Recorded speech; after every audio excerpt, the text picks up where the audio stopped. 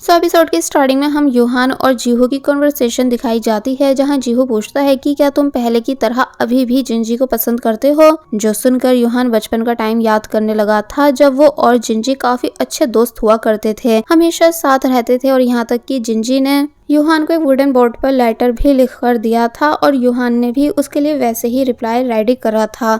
लेकिन उस दिन जिंजी और उसकी लड़ाई हो गई थी और वो कभी भी उस गिफ्ट को जिंजी को दे नहीं पाया था, इसलिए ये सब बातें याद करके वो प्रेजेंट में कुछ कह नहीं पाता है। तो वही नेक्स्ट सीन में हमें प्रेजेंट सीन दिखाया गया, जहाँ जिंजी रात को यूहान के घर आकर उससे कहती है कि मैं वो वापस ट्राई करना चाहती हूँ। और यूहान के साथ हम भी यही सोचते हैं कि जिंजी किस वाली बात कह रही है, लेकिन तभी यूहान के ग्रैंडपा वहाँ आते हैं जिंजी को ग्रीट करते हुए। तो फिर तब जाकर पता चलता है कि जिंजी ग्रैंडपा से पहले की तरह वुड एंड क्राफ्ट सीखने वाली है, इसलिए वो दोनों यूहान से भी ज्वाइन करने के लिए कहते हैं। तो पहले तो वो मानता नहीं है, लेकिन फिर मान गया। ग्रैंडपा दोनों को वुडन प्लेन करना सिखा रहे थे, जो जिंजी एक ही बारी में सीख गई, लेकिन यूहान से वो नहीं हो रहा था। तब ग्रैंडपा उससे कहते हैं कि तुमको पहले वुड को अच्छे से फील करना आना चाहिए, लेकिन यूहान को अभी भी कुछ समझ नहीं आ रहा था। तो ग्रैंडपा उससे प्रैक्टिस करने का कहकर वहां से चले गए। तो वहीं हम देखते हैं कि ब्योल भी स्कूल में रुककर वुड कटिंग की प्रैक्टिस कर रही थी। तभी वहां योंगजू उसके लिए कुछ खाने के लिए लेकर आया। तो उसने देखा कि ब्योल के हाथ पर चोट लगी हुई है, इसलिए वो उसे बैंडेज देते हुए बताता है कि वो कहाँ गलती कर रही है।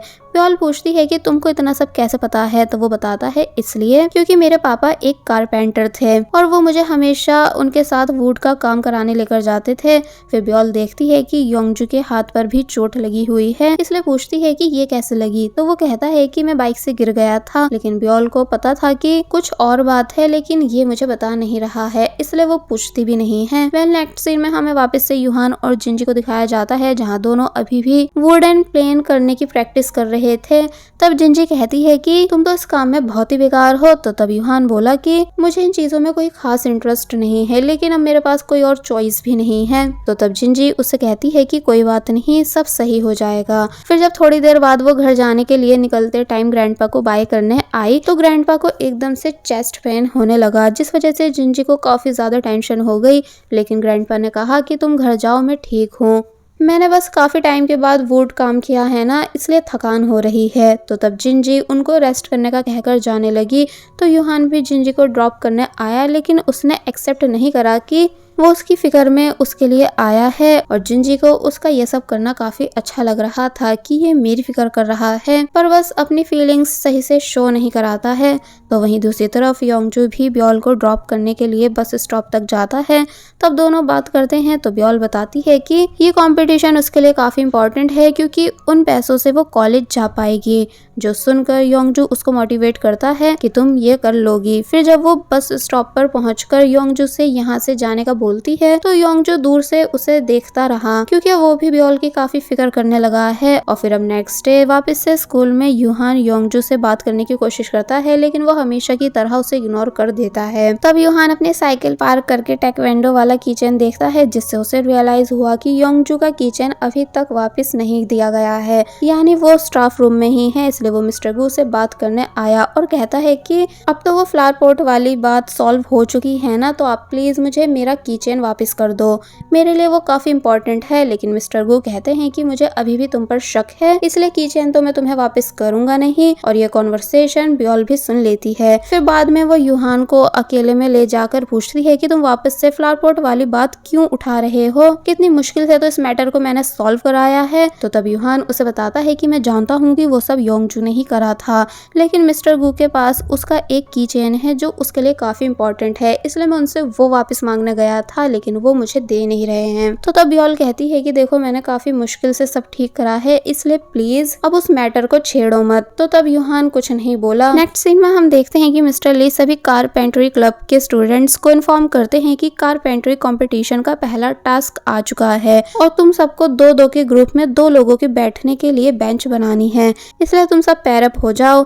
तो तब दोनों ट्विंस योंगजू और ब्योल ग्रुप बना लेते हैं और फिर यूहान और जिंजी साथ में हो जाते हैं। यूहान उस टाइम योंगजू को देख रहा था, लेकिन जिंजी को लगा कि वो ब्योल को देख रहा है, इसलिए वो बोली कि तुम अभी भी ब्योल के पास जा सकते हो पार्टनर बनने के लिए, यानी इतना अफसोस मत करो। लेकिन वो कहता है कि ऐसा कुछ भी नहीं है और वैसे भी मुझे तुम पर पूरा भरोसा है कि तुम जरूर जीतोगी। तो तब जिंजी ये सुनकर काफी खुश हो गई। फिर शाम को जीहू एंड यूहान साथ में बन खा रहे थे, तो जीहू उससे कहता है कि देखो तुम और जिंजी एक ही टीम में हो, मुझे तो सच में लगता है कि तुम्हारे बीच कुछ है, लेकिन तुम मुझे बता नहीं रहे हो, जबकि मैं तो तुम्हारा बेस्ट फ्रेंड हूँ ना। तो तब यूहान बोला कि ऐसा कुछ भी नहीं है, मैं तुम्हें कितनी बार बताऊं, और अपने ग्रैंडपा के लिए भी बंस पैक करवाने लगा।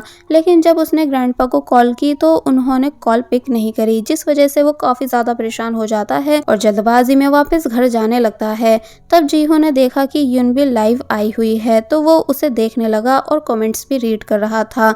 युनबी एक जगह बैठ के लाइव अटेंड कर तो रही थी, लेकिन अब क्योंकि युनबी ने कुछ लोगों से पैसे लेकर उन्हें वो वापस नहीं करे थे, इसलिए लोग कमेंट्स में पैसे मांग रहे थे, जिस वजह से उसका मूड खराब हो गया और उसने लाइव एंड कर दी। तो तब जीहू उसके पास आया बात करने के लिए, लेकिन युनबी उस पर भी गुस्सा करके वहां से चली गई, जिस वजह से जीहू का भी मूड खराब हो गया, क्योंकि वो युनबी को काफी ज्यादा पसंद करता है और उसकी फिक्र करता है, पर युनबी को जीहू की कदर नहीं है क्योंकि वो जीहू को पसंद नहीं करती है। तो वहीं दूसरी तरफ यूहान जब घर पहुंचा तो उसने देखा कि ग्रैंडपा की चेस्ट पेन हो रहा है और वो जमीन पर लेटे हुए हैं। ये देखकर यूहान काफी ज्यादा घबरा गया और जल्दी से उनको हॉस्पिटल लेकर आया, जहां डॉक्टर ने बताया कि ग्रैंडपा की एक माइनर हार्ट सर्जरी करनी पड़ेगी। यूहान सर्जरी के वक्त बाहर ही बैठा रहा। तो वहीं जब जिंजी उनके घर गई और उसको ग्रैंडपा के बारे में पता चला तो वो भी भागते हुए हॉस्पिटल आ गई, जहां तब तक ग्रैंडपा की सर्जरी हो चुकी थी। तो उसने यूहान से पूछा कि अब उनकी तबीयत कैसी है, तो यूहान ने बताया कि ग्रैंडपा अब ठीक हैं, लेकिन उनको ऑब्जर्वेशन में रखा गया है। फिर वो जिंजी से बोला कि तुम टाइम से घर चली जाओ, काफ़ी रात हो गई है। तो जिंजी चली गई, लेकिन थोड़ी देर बाद वो हॉस्पिटल वापस आई यूहान को कपड़े और ज़रूरत का सामान देने के लिए, जो देखकर यूहान को काफ़ी ज़्यादा अच्छा फील हुआ और वो उसे थैंक्स करता है। तो तब जिंजी बोली कि मैं कल वापस आऊंगी ग्रैंडपा से मिलने, और फिर वो यहाँ से चली जाती है। मतलब नेक्स्ट डे हमें दिखाया जाता है कि स्कूल में सभी स्टूडेंट्स पीटी कर रहे होते हैं, लेकिन वो दोनों ट्विंस वहाँ नहीं थे। तो सब उनके ही बारे में बात करने लगे कि ये दोनों तो बीमार भी एक साथ होते हैं।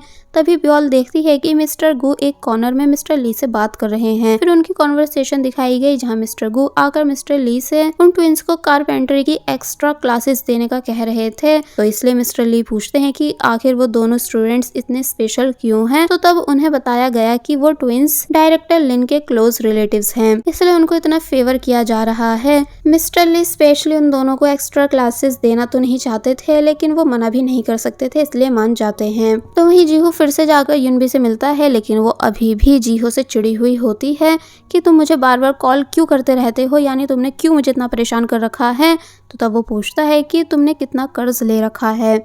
युनबी पहले तो कुछ बता नहीं रही थी, लेकिन फिर वो बताती है कि मैं नहीं चाहती थी कि दूसरे ट्रेनीज को पता चले कि मैं उनके लेवल की यानी रिच नहीं हूँ, इसलिए मैंने शो ऑफ के लिए कर्ज ले लिया था। तो तब जीहू कहता है तो फिर ये सब सामान बेचकर कर्ज वापस कर दो, लेकिन युनबी नहीं मानती और कहती है कि मैं पार्ट टाइम जॉब ढूंढ रही हूँ, सब ठीक हो जाएगा। लेकिन वो जिस भी जॉब के बारे में जीहू को बता रही थी उसमें काफी ज्यादा रिस्क था, इसलिए लास्ट में जीहू ब्योल से हेल्प मांगता है। तो वहीं हम देखते हैं कि स्कूल के बाद जिंजी ग्रैंडपा से मिलती है। तो तब ग्रैंडपा कहते हैं कि यूहान तो मेरा ऐसे ध्यान रख रहा है जैसे मैं छोटा बच्चा हूँ। तो तब जिंजी हंसते हुए कहती है कि आप जल्दी से ठीक हो जाओ, फिर आपको हमें वापस से कारपेंटरी भी तो सिखानी है। तो तब ग्रैंडपा कहते हैं कि हाँ, इसलिए तो मैं तुम्हारे लिए स्टोर हाउस खुला रखूंगा, तुम दोनों अपनी प्रैक्टिस करते रहना। तो तब वो बोली कि ठीक है, मैं ध्यान रखूंगी, अपना भी और यूहान का भी। तो वहीं दूसरी तरफ ब्योल युनबी से उसी अम्यूजमेंट पार्क में मिलती है जहाँ वो हमेशा युनबी से मिलती है। तो तब युनबी कहने लगी कि तुमने मुझे यहाँ क्यों बुलाया है। तो ब्योल उससे कहती है कि मुझे पता है कि तुमने कर्ज ले रखा है,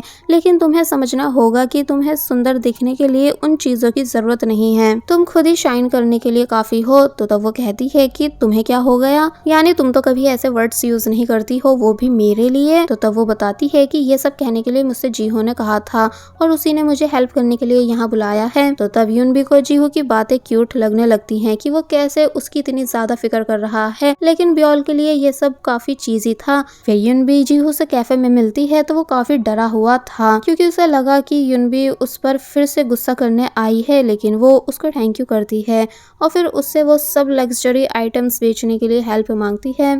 तो तब जीहू मान तो गया था, लेकिन उसे समझ नहीं आ रहा था कि वो इन सब चीज़ों को कैसे बेचेगा।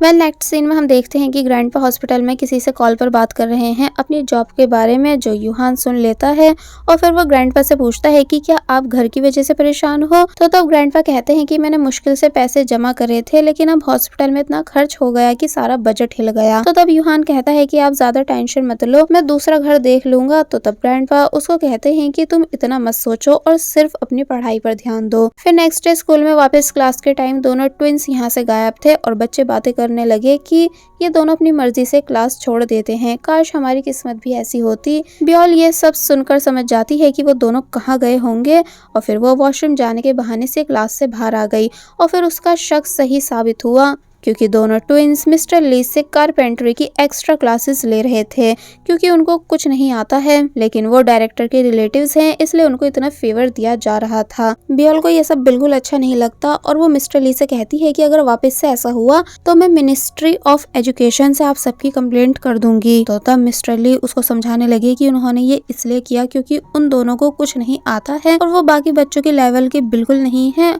और फिर ब्योल से प्रॉमिस करने लगे कि वो वापस से उनको एक्स्ट्रा क्लासेस नहीं देंगे। ब्योल से बात करने के बाद अब मिस्टर ली मिस्टर गू से कहते हैं कि वो अब उन ट्विंस को अलग से क्लासेस नहीं दे पाएंगे। तो वो कहते हैं कि मुझे जीहुन ने सब बता दिया है कि अभी क्या हुआ था। फिर मिस्टर गू इनडायरेक्टली मिस्टर ली से कहते हैं कि मुझे पता चला है कि कंपटीशन के जज आपके जानने वाले हैं, तो मैं चाहता हूँ कि आप उनसे पर्सनली जाके बात करें कि वो ट्विंस को अनफेयर तरीके से जिता दें और फिर मिस्टर ली पर काफी प्रेशर डालने लगे। अब हम देखते हैं कि स्कूल के बाद मिस्टर ली अपनी बेटी से आकर मिलते हैं और तब हमें पता चला कि मिस रिन और mister Lee husband and wife थे और उनकी एक बेटी भी है, लेकिन अब इनका डिवोर्स हो चुका है, जिस वजह से वो स्कूल में अननोन की तरह बिहेव करते हैं। मिस रिन पूछती है कि कारपेंटरी क्लब कैसा चल रहा है। मिस्टर ली कहते हैं कि सब ठीक है। फिर मिस रिन पूछती है कि योंगजू कैसा परफॉर्म कर रहा है। मैंने सुना स्कूल आने से पहले वो ऑलरेडी एक कारपेंटरी कॉम्पिटिशन जीत चुका है क्योंकि उसके पापा भी कारपेंटर थे। तो तब मिस्टर ली कहते हैं कि हाँ, शायद तभी वो इतना अच्छा है। तो वहीं रात को यूहान जीहो को बताता है कि वो कल से स्कूल ज्वाइन करेगा और उससे पूछता है कि क्या तुम्हें रियल एस्टेट के बारे में कुछ पता है। तो तब जीहो कहता है कि हाँ, मैं 10th ग्रेड तक वहीं काम करना चाहता था, इसलिए मैं वहाँ बहुत गया हूँ। तो तब यूहान उससे हेल्प मांगने लगा।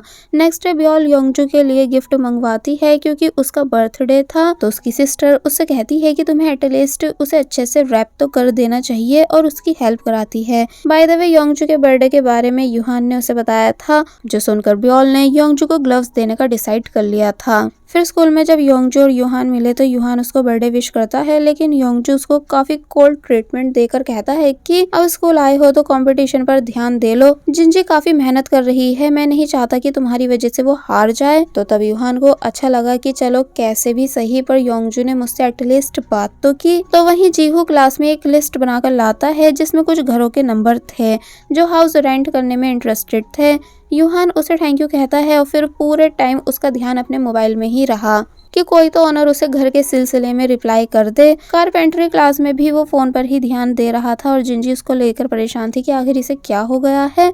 तभी यूहान को मैसेज आया तो वो बात करने लगा और उसने वुड काटने वाले टूल को टेबल के कोने पर रख दिया जो जिंजी के पैर पर गिरने ही वाला था, लेकिन तभी योंगजू ने आकर उसे साइड में कर दिया। तो तब यूहान सॉरी बोलने लगता है। योंगजू यूहान को उसके केयरलेस बिहेवियर पर काफी ज्यादा डांटता है, यानी काफी ज्यादा गुस्सा कर रहा था, पर जिंजी यूहान को डिफेंड करने लगी कि यूहान काफी परेशान है आजकल, इसलिए उसकी कोई भी गलती नहीं है। तो वहीं ब्योल योंगजू को जिंजी की फिक्र करता देख जेलस फील करने लगती है, लेकिन यूहान जल्दबाजी में था इसलिए वो तभी वहाँ से चला गया। तो वहीं दूसरी तरफ मिस्टर ली अपने फ्रेंड योंग से मिलते हैं जो कंपटीशन को जज करने वाले थे, लेकिन वो मिस्टर ली की बातों से समझ गए कि वो किस इंटेंशन से मिलने आए हैं। तो वहीं स्कूल में मिस्टर गू डायरेक्टर लिन के पास बैठकर उन्हें बता रहे होते हैं कि मिस ली गए हैं हमारी तरफ से बात करने के लिए और सब वैसा ही होगा जैसा कि हम चाहते हैं। तो तब डायरेक्टर लिन कहती हैं कि वैसा ही होना चाहिए जैसा कि मैं चाहती हूँ, ध्यान रहे। पहले नेक्स्ट सीन में हमें दिखाया गया कि रात को जिंजी यूहान को कॉल करती है, लेकिन उसने ढंग से बात नहीं करी, जिस वजह से जिंजी परेशान हो गई। इसी बीच हम देखते हैं कि जब योंगजू और ब्योल घर जा रहे थे तो योंगजू कहता है कि मैं तुमको बस स्टॉप तक नहीं छोड़ पाऊंगा क्योंकि मुझे जल्दी घर जाना है। तब ब्योल कहती है कि कोई बात नहीं और फिर योंगजू को उसका बर्थडे प्रेजेंट देती है, जो देखकर वो काफी ज्यादा सरप्राइज रह गया कि आखिर तुम्हें मेरे बर्थडे के बारे में कैसे पता चला। तो तब वो बोली कि अब इस फेक रिलेशनशिप के नाटक में मुझे कुछ इन्फॉर्मेशन तो रखनी ही चाहिए। तो तब योंगजू उसे थैंक्स करता है और पूछता है कि तुम्हारा बर्थडे कब आता है, लेकिन वो बोली कि मुझे नहीं पता, जो सुनकर योंगजू को थोड़ा अच्छा नहीं लगा, लेकिन फिर वो उसे दोबारा से थैंक्स करके वहाँ से चला जाता है। तो वही जिंजी जब स्टोर में थी तो योंगजू के बड़े भाई केक लेने आए और जब जिंजी को पता चला कि आज योंगजू का बर्थडे है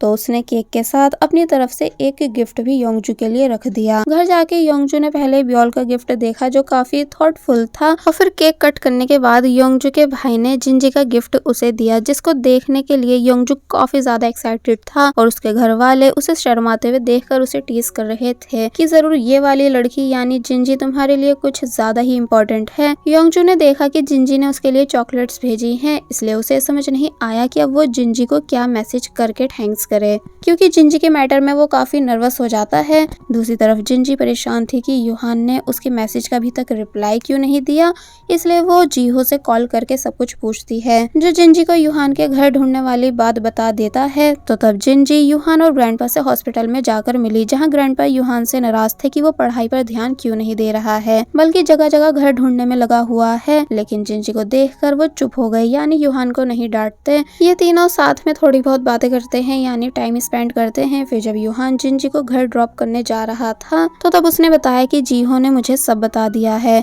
तो यूहान उससे कहता है कि मेरे मैटर से दूर रहो, तुम मानती क्यों नहीं हो।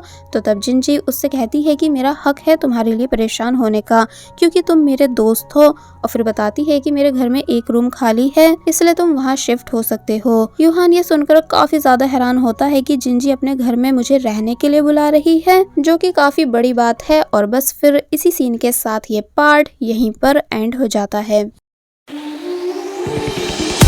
There was a time when you had me falling to the ground.